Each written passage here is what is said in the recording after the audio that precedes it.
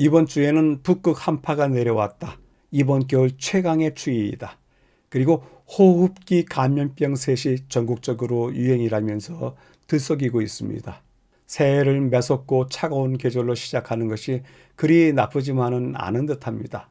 지금은 베들레헴에 있는 예수 탄생 기념교회 입구인데요. 매우 조심해야 합니다. 일상적으로 드나드는 출입문의 높이보다 훨씬 낮은지라 조심하지 않으면 커다란 사고를 당할 수 있습니다. 이 문을 지칭하여 겸손의 문이라고 부르는데요. 모두 허리를 숙이고 들어와 왕을 만나라는 의미도 있다고 합니다. 1월 한파가 우리에게 새해를 겸손히 시작하라고, 그리고 내적 자아를 살피면서 쉬어가라고 사람마다 멀리 멀리 떼어놓는 듯합니다. 한 해를 낮은 자세로 시작하지만 그러나 찬바람을 마주 대하되 꺾이지 않는 마음으로 시작하시길 기대해 봅니다. 지난 1회 동안 여러분들의 가족들과 교회는 평안하셨는지요? 올 한 해 우리 모두의 영육이 강건하시길 바라봅니다. 지금은 한겨울이면 춘천 소양강에서 만날 수 있는 상고대의 모습인데요. 이를 배경으로 시인이신 이성선님의 작품을 소개해 드립니다. 새해엔 서두르지 않게 하소서. 가장 맑은 눈동자로 당신 가슴에서 물을 깊게 하소서.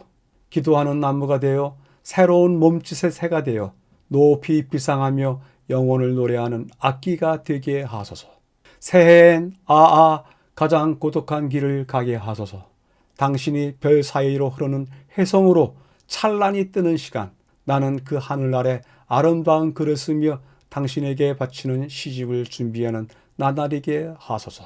시인이기 때문에 아름다운 글을 쓰고 시집을 준비하는 나날이 되게 해달라고 기도했지만 우리 같은 소시민은 그러한 기도 말고는 매일이 즐겁고 기쁜 날이 되게 하소서라고 기도할 듯 싶습니다. 이번 주 제3과의 제목은 하나님 마음의 기쁨이 되는 것입니다. 이번 주 교과의 기억절입니다. 너의 하나님 여호와가 너의 가운데에 계시니 그는 구원을 베푸실 전능자이시라. 그가 너로 말미암아 기쁨을 이기지 못하시며 너를 잠잠히 사랑하시며 너로 말미암아 즐거이 부르며 기뻐하시리라. 기억절을 생각도 없이 의미를 느끼지도 못하는 가운데 지나가고 갑자기 멈춰서게 되었습니다. 그리고 본문을 찾아 확인하게 되었습니다. 성경 대부분은 우리를 향해서 말씀하시기에 2인칭 복수형인 너희들로 쓰는 것이 일반적인 주어의 표현 방식이라고 생각했습니다. 그러나 이곳에서는 너희가 아니라 너의 하나님이라고 쓰면서 2인칭 단수형을 썼습니다. 이 성경 구절은 우리를 향한 하나님의 즐거움과 기쁨이 아니라 바로 내 앞에 서 있는 너로 인한 즐거움을 이야기하고 있습니다. 이 작은 성경절에 너가 5번이나 나오고 있는데 그 5번 모두는 우리 개인을 향하는 것입니다. 그리고 여호와가 너의 가운데 계신다고 이야기를 합니다. 여호와께서 너의 삶의 한가운데, 마음의 한가운데, 인생의 한가운데, 그리고 오늘 하루 너의 삶 한가운데 계신다고 전하고 있습니다. 이 말씀에 조금은 마음이 움직여지는 듯합니다. 하나님께서는 오늘 바로 2인칭인 너에게, 즉 나에게 말씀하시고 계시는 것입니다. 기억절을 간략하게 줄여보겠습니다. 너로 말미암아 기쁨과 사랑이 즐거이 노래하심이 있다라고 줄여볼 수 있겠습니다. 이번 주 교과의 매일의 제목입니다.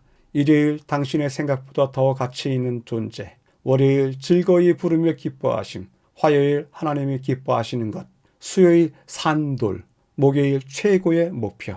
이번 주 내용은 인생을 향하여 하나님께서 기뻐하시는 것이 있다고 전제하면서 그것이 무엇인지를 다루고 있습니다.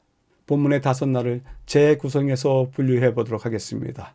일요일과 월요일은 한데 묶어서 인간을 바라보시는 하나님을 다루고 있고요. 화요일과 수요일 날은 하나님께서 기뻐하시는 이유를 다루고 있습니다. 그리고 목요일은 우리 삶이 어떠해야 할지 그 목표를 제시하고 있습니다. 전체 배경을 확인하도록 하겠습니다. 하나님의 마음에 기쁨이 되는 것, 서투르게 포장된 선물, 무정하고 차갑고 무심하게 기쁨이 될 수 있다. 그런 단어들이 보이고 있는데요. 전체 배경에서는 하나님의 마음에 기쁨이 될 수 있다라는 것을 비유해서 설명하고 있습니다. 본문을 확인하도록 하겠습니다. 5살짜리 아이가 어버이날에 서투르게 포장된 선물을 가지고 아버지에게 온다고 상상해 보십시다. 아이는 신이 나서 선물을 건네줍니다. 그런데 아버지가 이렇게 대답을 합니다. 중간 부분입니다. 아들아, 나는 네 선물이 필요 없다. 네가 내게 어떤 선물을 준다고 해도 나를 기쁘게 하지는 않을 거야. 그런 건 나도 구할 수 있고 네가 무엇을 주더라도 결국 그것은 내가 준 돈으로 산 것이거니와 내가 준비한 것으로 만들었을 터이니 말이다. 그러니 선물은 넣어두어라. 나는 그런 건 원하지도 필요하지도 않는다. 하지만 어쨌든 나는 너를 사랑한단다. 어쩌면 이렇게 무정하고 차갑고 무심하게 말을 할 수가 있을까요? 그런데 혹시 하나님께서 우리에게 이렇게 대하신다고 생각하시는지요? 우리가 정말 하나님을 기쁘시게 할 수 있을까요? 더군다나 죄로 얼룩지고 악에 빠지기 쉬운 타락한 존재로서 쉽게 생각하기 어려운 일인데 우리도 하나님께 기쁨이 될 수 있다고요. 하나님은 우리 자신과 우리가 하나님께 드리는 선물을 무정하고 차가운 아버지처럼 보지 않으십니다.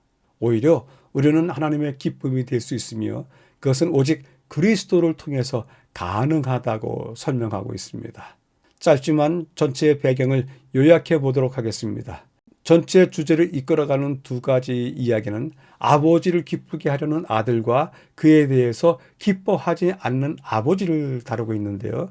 본문이 어떻게 다루었는지요? 본문은 이렇게 이야기합니다.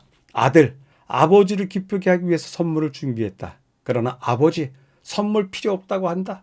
내게서 나간 것에 불과하다고 이야기를 한다. 우리 역시 하늘 아버지의 기쁨이 될 수 있을까요? 아들을 향한 아버지의 이야기처럼 하나님도 우리에게 그런 얘기를 하실까요? 이렇게 내용을 끌고 가고 있습니다.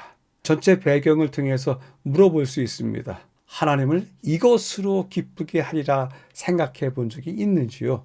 우리 모두에게 그런 순간이 분명히 있었을 것입니다. 다시 한번 확인해 보시고 그 내용이 무엇이었었는지 찾아보시게 되기를 기대해 봅니다. 첫째 날입니다. 당신의 생각보다 더 가치 있는 존재. 사람을 존중히 여기시기 때문에 받아들여지기에 너무 멀리 간 것. 아들을 위해 잔치까지 베푼 것인데 라는 단어들이 보이는데요. 첫째 날은 돌아온 탕자의 이야기를 비유하면서 사람의 생각과는 다른 모습을 보이시는 하나님에 대한 이야기를 하고 있습니다. 전체 이야기를 확인해 보도록 하겠습니다. 이전 교과에서 본 것처럼 아무리 악한 죄인이나 끔찍한 악인일지라도 하나님께서는 사랑하지 않는 사람이 없습니다. 그리고 하나님은 우리가 생각할 수 있는 것보다 더 사람을 소중하게 여기시기 때문에 죄를 불쾌하게 또한 여기십니다. 그것은 우리를 사랑하시되 죄가 우리에게 어떤 영향을 미치는지 아시기 때문입니다.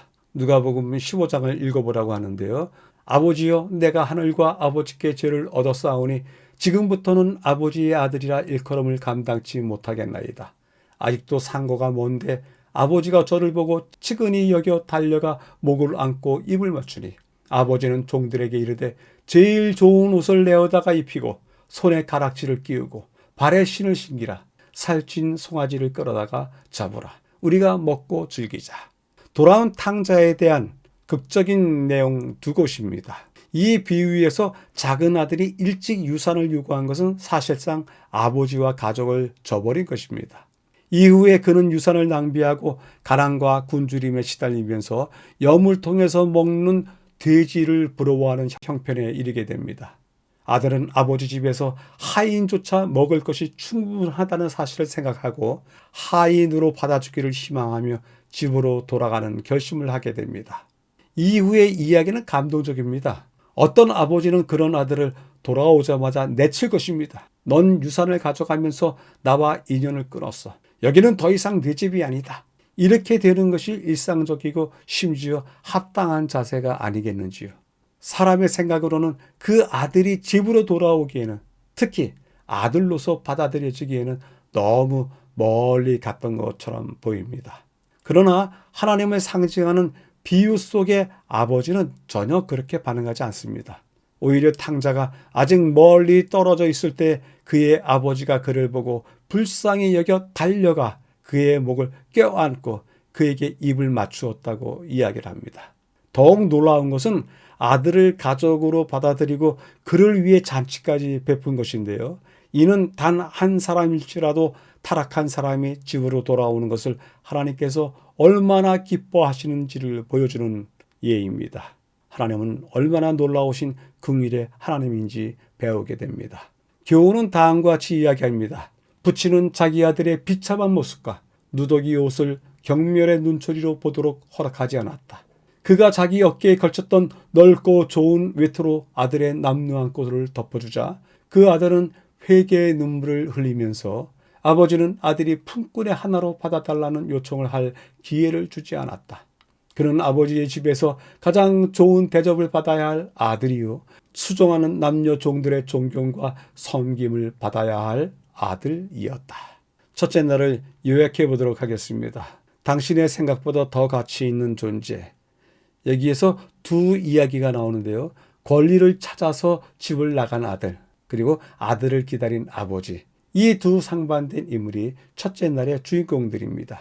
어떤 일이 벌어졌는지요. 몰락한 아들, 집으로 돌아오기에는 너무 멀리 갔다. 그럼에도 집으로 돌아가고자 했다. 멀리 달려가서 껴안고 입 맞추고 잔치를 베풀었다. 하나님의 입장에서 단 한 사람이 집으로 돌아오는 것, 그것은 탕자의 아버지가 느꼈던 기쁨과 같은 기쁜 일이다 라고 내용들을 요약할 수 있겠습니다. 여쭤보겠습니다. 어느 장면에서 아들의 허물을 지적할 수 있을까요? 우리 각자는 이 부분이 잘못됐어, 이 부분은 너무너무 큰 허물이야, 그러면서 어떤 부분을 지적할 수 있을까요? 그것에 대해서 한 번씩 정해볼 수 있으리라 생각해 봅니다. 둘째 날입니다. 즐거이 부르며 기뻐하심. 구원받은 백성에 대한 하나님의 기쁨, 회복의 날, 그리고 백성을 자신처럼 사랑하심이라고 하는 단어들이 보이는데요. 둘째 날은 기쁨의 대상, 그 대상에 있다. 그 백성을 하나님께서는 자신을 사랑하는 것처럼 사랑하신다라고 이끌어가고 있습니다. 본문을 확인하겠습니다. 우리로서는 상상하기 어렵지만 하나님은 각 사람을 헤아릴 수 없을 만큼 귀하게 여기시기 때문에 한 영혼이라도 구원받는 것을 기뻐하십니다. 스바냐 3장 17절에 읽겠습니다. 너의 하나님 여호와가 너의 가운데 계시니 그는 구원을 베푸실 전능자시라. 그가 너로 인하여 기쁨을 이기지 못하여 하시며 너를 잠잠히 사랑하시며 너로 인하여 즐거이 부르며 기뻐하시리라 하리라.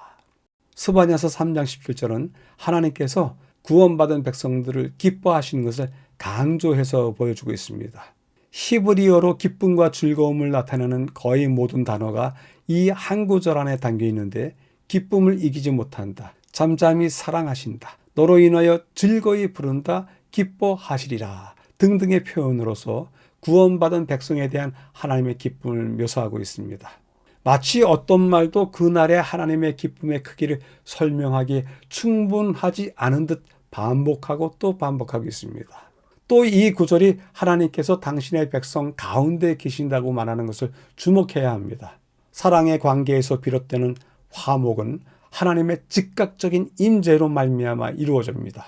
멀리서 아들을 보고 달려오는 아버지처럼 하나님은 당신의 백성 가운데 임재하십니다. 대리자를 보내시는 것이 아니라 친히 그 자리에 오시는 것입니다. 중간 부분에 이사야서 62장 4절에서도 비슷한 모습이 결혼에 대한 비유를 통해서 기록되는데요. 이사야서 62장입니다. 다시는 너를 버리운 자라 칭하지 아니하며 다시는 네 땅을 황무지라 칭하지 아니하고 오직 너를 헵시바라 하며 네 땅을 비울라라 하리니 이는 여호와께서 너를 기뻐하실 것이며 네 땅이 결혼한 바가 될 것임이라 라고 말씀을 하십니다.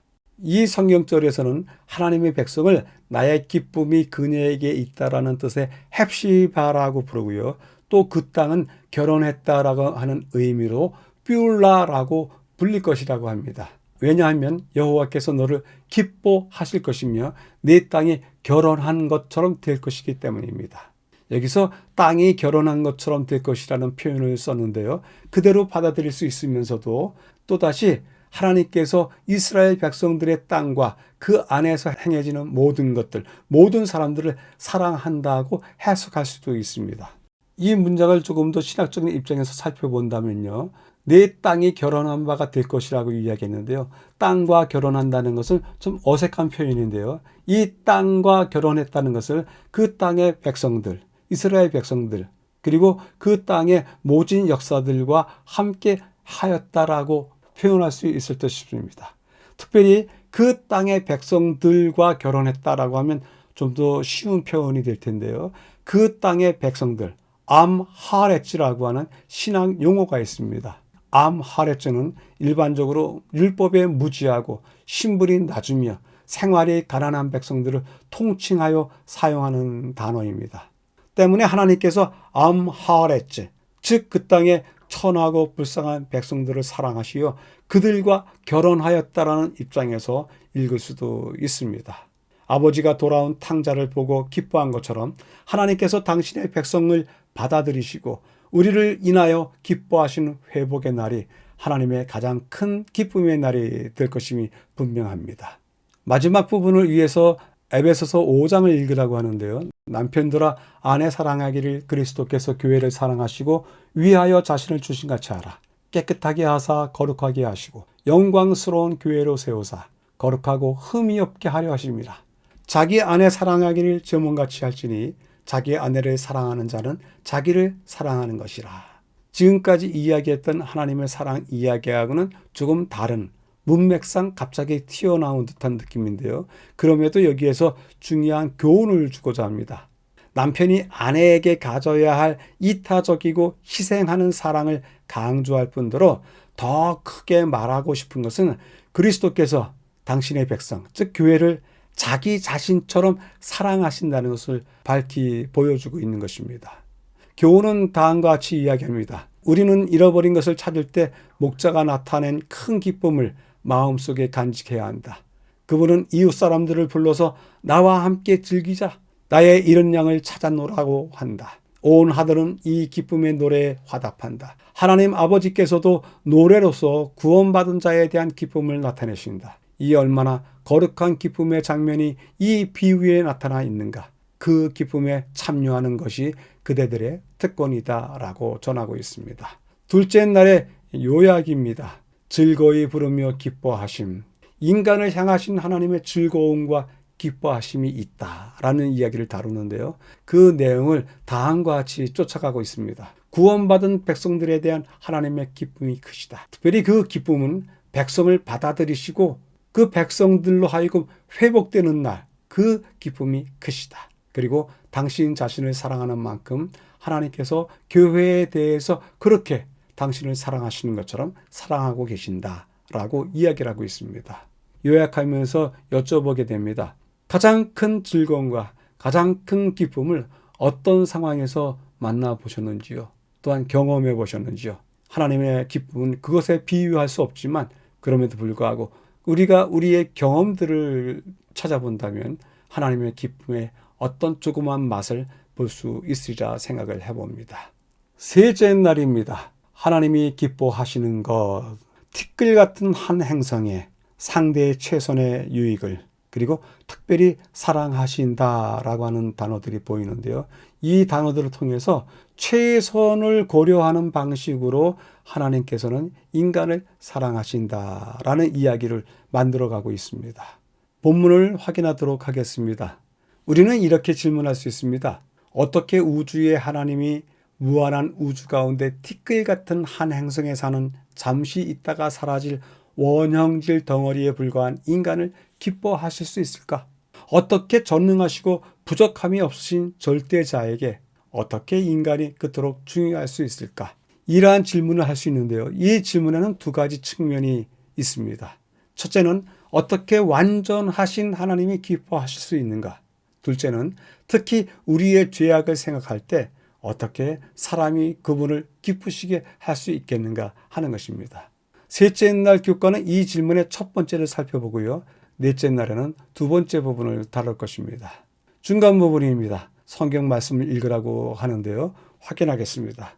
이사야서 43장 너를 보배롭고 존귀하게 여기고 너를 사랑하였은즉. 시편 149편. 자기 백성을 기뻐하시며 겸손한 자를 구원으로 아름답게 하심이로다. 잠언서 15장. 정직한 자의 기도는 그가 기뻐하시느니라. 의를 따라가는 자는 그가 사랑하시느니라. 세 성경줄 모두 하나님께서 사람을 기뻐하신다라고 말씀하시고 계신데요. 어제의 교과에서 부분적으로 살펴본 것처럼 하나님은 사람으로 인해서 기뻐하십니다. 이는 누군가를 사랑하고 돌보는 사람이 그 돌보는 자의 궁극적인 유익을 배려하면서 돌보고 사랑하는 것처럼 하나님께서도 사람들을 그렇게 인간의 궁극적인 유익을 배려하면서 사랑하시고 기뻐하신다고 합니다. 반면에 반대로 하나님은 당신의 백성이 악을 행할 때 불쾌해 하십니다. 실제로 잠언서 15장 8절 9절에 악인의 제사와 악인의 길은 여호와께서 미워하시지만 정직한 자의 기도는 그분의 기쁨이며 공의를 따라가는 자는 그가 사랑하신다고 가르쳤습니다. 이 구절은 하나님께서 악을 싫어하시는 것만 아니라 선을 기뻐하시는 것도 보여줍니다. 또한 하나님의 기쁨과 사랑을 서로 직접적인 관계에 둠으로써 성경 전체에 나타나는 하나님의 사랑과 기쁨 사이의 밀접한 연결도 보여주고 있습니다. 마지막 부분에서는 시편 146편 8절과 고린도 후서 9편을 다루고 있는데요. 시편, 여호와께서 의인을 사랑하시며 고린도 후서, 하나님은 즐겨내는 자를 사랑하시느니라. 두 성경 구절을 통해서 우리가 주의해야 할 것이 있습니다. 이 구절은 하나님이 의인만 사랑하신다거나 즐거이 내는 자들만 사랑하신다고 말하는 것이 절대로 아닙니다. 하나님은 모든 사람을 사랑하십니다. 그렇다면 이 구절이 어떤 의미를 가지기 위해서는 하나님께서 어떤 특별한 의미에서 의인과 즐거이 내는 자를 사랑하신다는 뜻이어야 합니다. 그런데 잠언서 15장 8절 9절에서 그 단서를 찾을 수 있었던 것입니다. 하나님은 의인과 즐거이 내는 자들을 통해 기쁨을 느끼시기 때문에 그런 입장에서 그들을 특별히 사랑하신다고 전하고 있습니다. 교훈은 다음과 같이 이야기합니다. 이스라엘의 배도가 만연하던 시대에 많은 사람은 이같이 묻고 있었다. 내가 무엇을 가지고 여호와 앞에 나아가며 높으신 하나님께 경배할까? 내가 번제물 1년 된 송아지를 가지고 그 앞에 나아갈까? 여호와께서 천천의 수양이나 만만의 강수 같은 기름을 기뻐하실까? 대답은 분명하고 확실합니다. 사람아, 주께서 선한 것이 무엇임을 내게 보이셨나니 여호와께서 내게 구하시는 것이 오직 공의를 행하며 인자를 사랑하며 라고 전하고 있습니다. 셋째 날을 요약해 보도록 하겠습니다. 하나님이 기뻐하시는 것, 완전하신 하나님께서 어떻게 기뻐하실 수 있으신가? 라고 하는 질문으로 시작하고 있는데요. 그 대답을 이렇게 끌고 나가고 있습니다. 티끌 같은 한 행성에 사라질 인간 때문에 기뻐하실까? 기뻐하신다. 특별히 인간에게 최선의 것이 되는 것을 고려하는 방식으로 사랑하신다. 또한 의인과 헌신자들을 통해서 얻는 그 기쁨이 크기 때문에 특별히 사랑하신다라고 이야기를 끌고 가고 있습니다.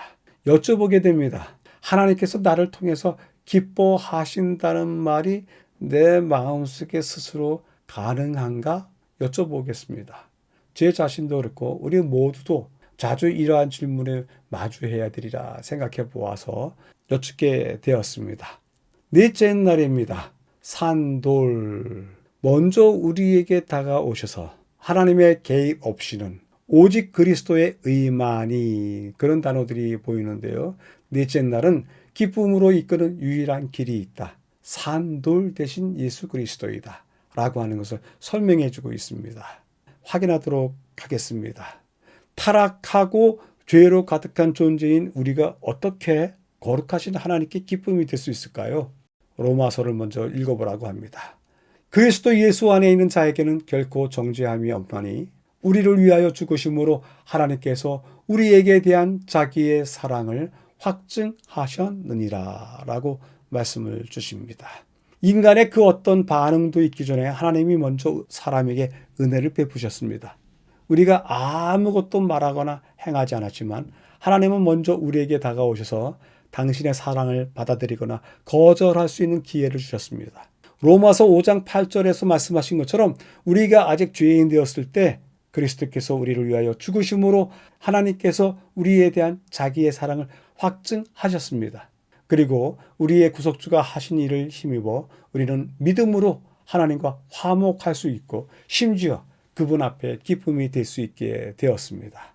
중간 부분을 위해서 베드로전서와 히브리서를 비교해서 읽으라고 하는데요. 베드로전서 2장 보배로운 산돌이신 예수에게 나와 예수 그리스도로 말미암아 하나님이 기쁘게 받으실 신령한 제사를 드릴 거룩한 제사장이 될지니라. 내가 택한 보배롭고 요긴한 모퉁이 돌을 시온에 두노니 저를 믿는 자는 부끄러움을 당치 아니하리라. 히브리서 11장 반드시 그가 계신 것과 또한 그가 자기를 찾는 자들에게 상 주시는 이심을 믿어야 할지니라. 타락한 인간은 하나님의 개입 없이는 어떤 가치 있는 것도 하나님께 가져올 수 없습니다. 그러나 하나님께서는 당신의 은혜와 자비로서 그리스도의 사역을 통해 길을 열어주셨습니다. 가운데 부분에 이를 설명하기 위해서 여러 성경 구절이 있는데요. 하나로 모아서 확인해 보도록 하겠습니다. 우리는 예수 그리스도로 말미암아 하나님이 기쁘시게 받으실 신령한 제사를 드릴 수 있게 되었습니다. 믿음이 없이는 하나님을 기쁘시게 하지 못하지만 영광이 그에게 세세무궁토록 있을 그리스도의 중보 사역을 통해서 하나님은 믿는 사람들에게 모든 선한 일에 너희를 온전하게 하사 자기 뜻을 행하게 하시고 그 앞에 즐거운 것을 예수 그리스도로 말미암아 우리 가운데 이루신다고 이야기를 하고 있습니다. 마지막 부분에서는요. 믿음으로 하나님께 응답하는 사람은 그리스도의 의의 중보를 통해서 하나님 앞에서 의롭다고 여겨집니다. 오직 그리스도의 의만이 유일하게 하나님께 간합될 수 있습니다. 하나님의 사랑의 권유에 순종하는 사람은 그리스도의 중보를 통해서 합당하게 여겨지고 하나님은 그들을 당신의 형상으로 변화시키십니다. 하나님의 구속의 역사는 우리를 위한 것이고 동시에 우리 안에서 이루어지는 것입니다. 지금 읽어드린 맨 마지막 진술이요. 하나님의 구속의 역사는 우리를 위한 것이고 동시에 우리 안에서 이루어진다고 하는 것은 저자가 조직 신학자이기 때문에 결론 지을 수 있는 뛰어난 진술입니다. 넷째 날 교과 제목이 산돌인데요. 산돌에 대한 내용은 전혀 없이 중간 부분에 성경 구절로만 나와 있는데 이를 설명해 보겠습니다. 우선 예수님은 산돌이시다, 반석이시다, 모퉁이 돌이다 불리는데 이것의 의미는 무엇일까요? 이 호칭들은 모두 인간이 예수님을 향해서 만들어준 별칭이 아니고 하나님께서 부르시는 이름입니다. 따라서 인간의 지혜가 들어간 작품이 아니라 하나님의 섭리가 그 말씀 안에 들어가 있습니다. 예수님을 통해서 구원을 받는 그 모든 과정은 그분이 산돌로 표현된 것처럼 확고하고 흔들림이 없고 변하지 않는 원칙이 된다는 것입니다. 나 스스로가 이런 모습으로는 안 됩니다 라고 겸손히 말하든지 아니면 저에게는 그 화목이 불가능합니다 그렇게 말할 수 있다 할지라도 산돌이신 예수님께서 그 일을 이루실 것입니다. 우리가 부정하는 일과 인정하지 않는 일로 인해서 인정되는 것이 아니라 산돌이신 예수님께서 그 일을 이루시는 것입니다. 마지막으로 하나님께서 그렇게 큰 일을 이루신다 하더라도 그것은 하나님께서 손해보시는 일이다 라고 우리가 고개를 젓는다 하더라도 그분은 그 뜻을 변하지 않으시고 인간 구원을 이루실 것입니다. 때문에 그분은 변하지 않는 든든한 그리고 뿌리가 박혀있는 산돌 되신다고 표현을 하고 있습니다.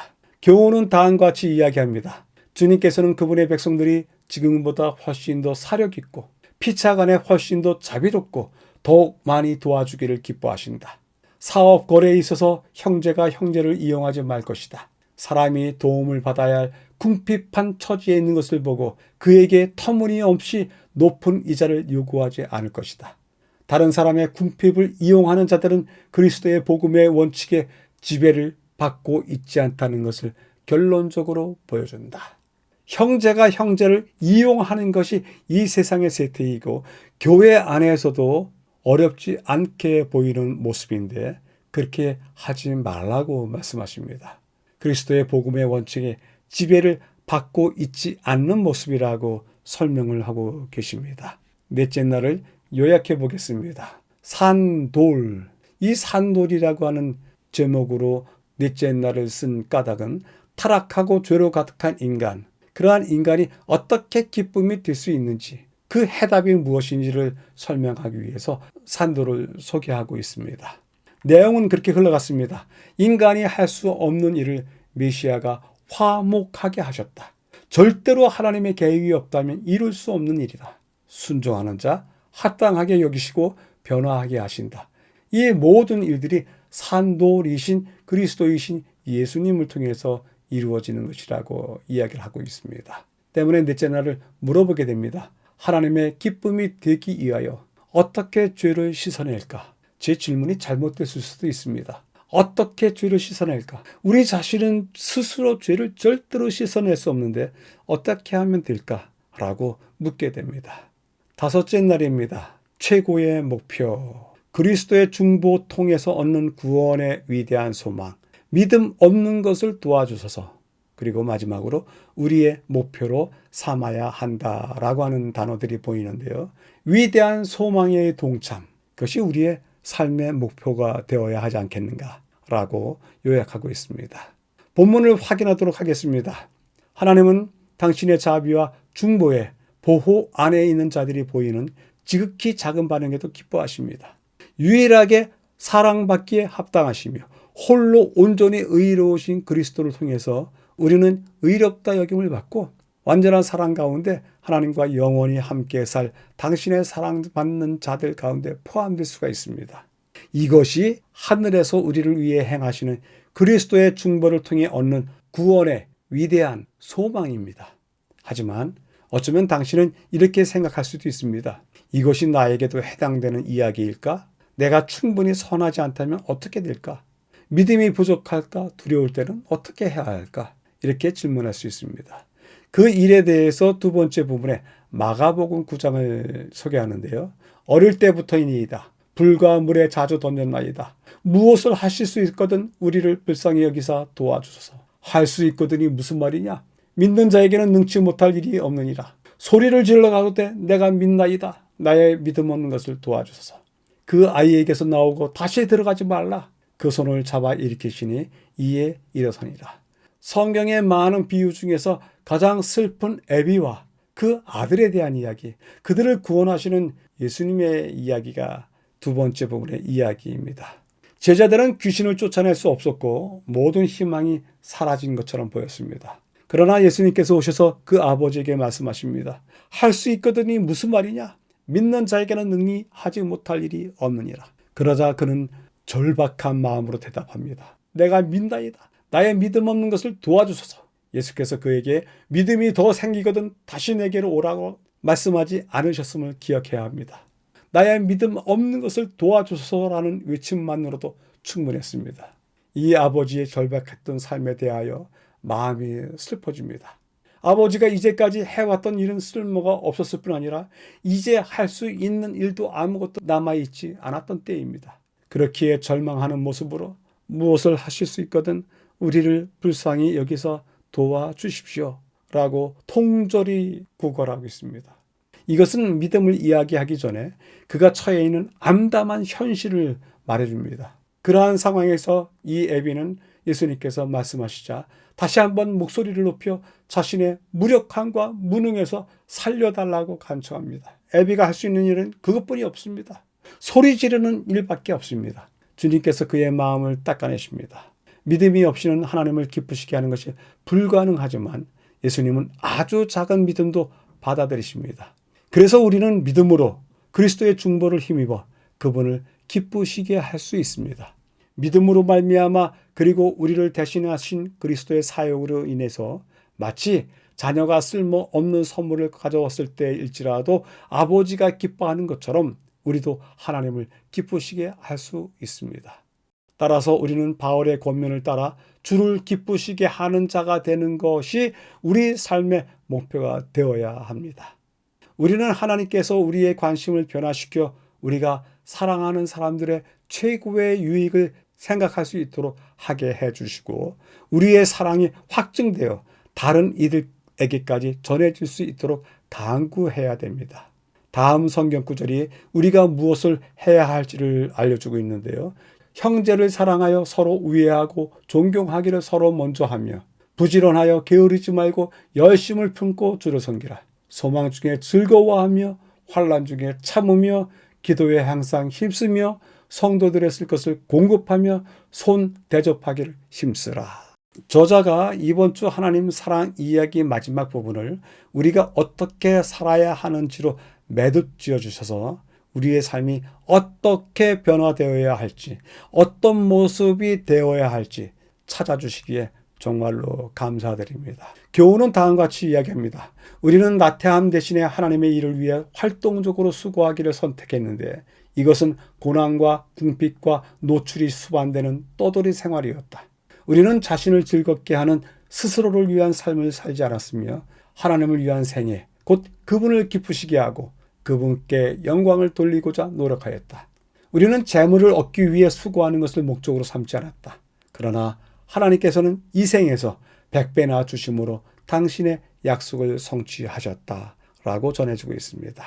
다섯째 날 요약해 보겠습니다. 최고의 목표에서는 구원의 위대한 소망, 나에게도 있을까? 선하지도 않고 믿음도 부족한데 나에게도 있을까? 묻고서 그것에 대해서 다음과 같이 이야기를 이끌고 나가고 있습니다. 그리스도의 중보를 통해서 얻는 구원의 위대한 소망이 있다. 절박한 마음으로 대답하라. 믿음 없는 것을 도와주소서라고 하라. 이를 통해서 주를 기쁘시게 하는 자가 되는 것. 그것이 우리 삶의 목표가 되어야 된다라고 전하고 있습니다. 여쭤보겠습니다. 형제를 사랑하여 우애하고 존경하기를 서로 먼저 하라고 하는데 이 모든 본면이 우리가 가져야 될 개념입니까? 생각입니까? 사상입니까? 아니면 삶으로 드러나는 행동입니까? 여쭤보게 됩니다. 더 깊은 연구를 위해서입니다. 두 곳을 확인하겠습니다. 주께서는 당신의 백성들이 스스로 낮게 평가할 때 실망하신다. 그분은 당신이 택하신 백성들이 당신이 그들에게 부여하신 가치로 자신들을 평가하기를 원하신다. 하나님께서 그들을 원하셨다. 그렇지 않았더라면 그분은 그들을 구속하시기 위해 그토록 값비싼 대가를 치르도록 그분의 아들을 보내지 않으셨을 것이다. 그분은 그들을 쓰실 때가 있으시며 그들이 당신의 이름을 영화롭게 하려고 당신에게 가장 큰 요구를 할 때 매우 기뻐하신다. 첫 번째 줄과 두 번째 줄의 이야기는 귀중한 권면이십니다. 당신의 백성들이 스스로를 낮게 평가하실 때 실망하시고 그들에게 부여하신 가치로 자신들을 평가하시기를 원하신다고 하십니다. 우리 모두가 그렇게 해야 됩니다. 우리 자신을 낮게 평가하지 마십시다. 우리 자신이 얼마나 큰 가치가 있는지를 알아보십시다. 라고 전하고 있습니다. 두 번째 부분에서는요. 모든 참된 순종은 마음에서 비롯된다. 순종은 그리스도와 함께하는 마음에서 나온다. 만일 우리가 동의하기만 한다면 그분은 우리의 생각과 목표에 깊이 관여하셔서 우리의 마음과 정신을 당신의 뜻에 맞도록 변화시키실 것이다. 그렇게 할 때 우리는 충동을 따르지 않고 그분께 순종하게 될 것이다. 정결하고 성화된 의지는 그분을 섬기는 일에서 최고의 기쁨을 찾게 될 것이다. 두 번째 부분에서도 두 번째 줄, 세 번째 줄은 매우 감동적입니다. 그분은 우리의 생각과 목표에 깊이 관여하셔서 우리의 마음과 정신을 당신의 뜻에 맞도록 변화시키실 것이다. 그렇게 될 때 우리는 충동을 따르지 않게 된다. 기억해 두셔야 될 중요한 권면이십니다. 자신에게 질문하기입니다. 무엇으로 하나님께 기쁨이 될 수 있을까? 무엇을 드려 하나님께 기쁨이 될 수 있을까? 옛날 구약 백성들이 그렇게 하나님 앞에 천천만만의 기름을 가지고 나와서 물었던 것처럼 오늘날 우리 자신에게도 그렇게 물어보게 됩니다. 오늘의 교과를 세 줄로 요약해 보겠습니다.